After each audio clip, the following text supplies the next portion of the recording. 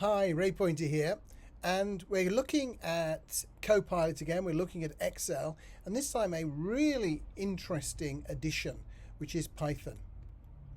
So this is in the context of a course I'm running soon on mastering Excel with Microsoft Copilot to boost your productivity. And this video and one or two other videos I'm producing are some of the things that we'll be covering in that course.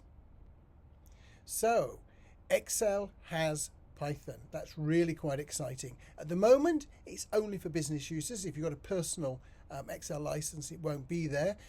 It's only for the online Excel, and if you're a Windows user, you can use it on Windows too. But those of us on a Mac, we have to use it online.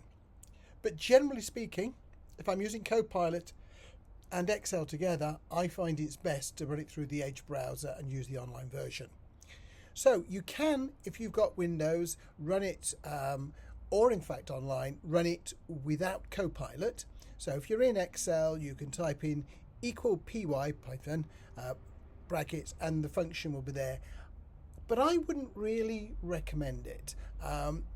If you're great at Python, you can do that. But if you're great at Python, you don't really need this method of accessing it. I think it's much better to use the LLM in Copilot to help you get the right Python code to do the tasks you want to do in Excel. And that's what I'm going to demonstrate here. I'm going to take a set of data and I'm going to do a cluster analysis on it. So not a trivial analysis.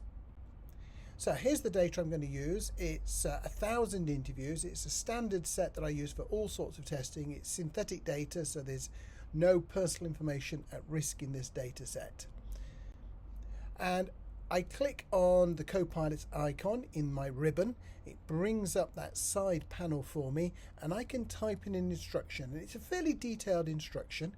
Using Python, cluster the data based on the answers to column D to J.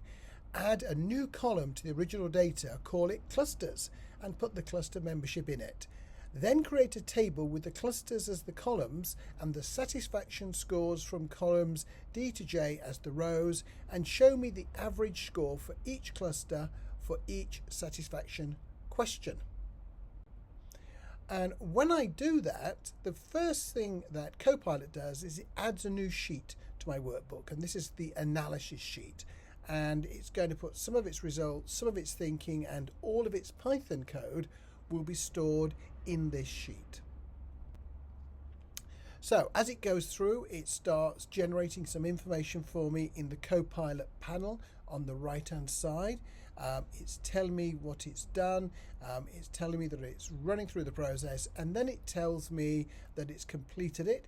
It shows me the cluster scores. I'd have to scroll to see all of them, but I can see that it's produced 4 clusters. It's called them clusters 0, 1, 2, 3. Python loves starting counting at 0. Most of us like to start counting at 1. Python is one of those languages that starts at 0, and we can see some of the numbers there. So I ask it to show me some of that information. Here is that information in an easier way to look at it, and we can see what's going on there. But I can add to a new sheet as well. So I'm looking at it in the analysis page.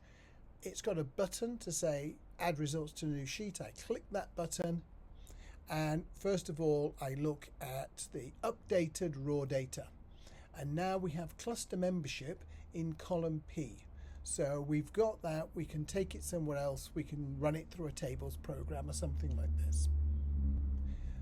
Also, I created another sheet which has got the results of the cluster memberships, and I've updated the formatting. I put in the conditional formatting. I told it to only display 1 decimal places. I gave it a bit more room for the headings. And we can immediately see that cluster 0 doesn't like anything. Cluster 1 is a bit so-so about everything. Cluster 3 likes everything except the hotel amenities. And cluster 2 likes everything. So we can see why that's formed these 4 clusters. We could take that away. We could do all sorts of analysis. One of the options that Copilot suggested was, do you want to look at a chart of that? So I said, yes, show me a chart. And what we can see is the varying scores on satisfaction with hotel amenities. That's the right hand bar in each one of those, a sort of a purpley colour.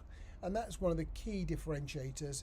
And then we have the overall level of satisfaction varying, very low for 0, bit higher for 1, 2 and 3 are generally high, which is what we saw a moment ago.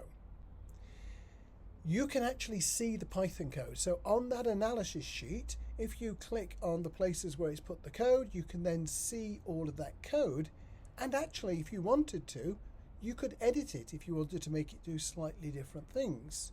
So for example, I have just gone to the print command and added printed for Ray to it, simply to highlight what's going on. And then when we look at the chart, it's changed that output. So you are in control of that Python. They've got all sorts of chunks of Python in the analysis sheet. You can go in and tweak that code and get it to do slightly different things if you want to. So that's the overall picture. Python is now available. You can use it to make Excel so much more powerful. You're not limited just to the built-in functions and what you can write with macros. You can use a real language that can pull in libraries to do things like clustering. And I think that is a massive step forward. If you want to know more about using Copilot to master Excel, then come along and look at our upcoming courses at ResearchWisAI.com/academy/upcoming-courses. I hope to see you there.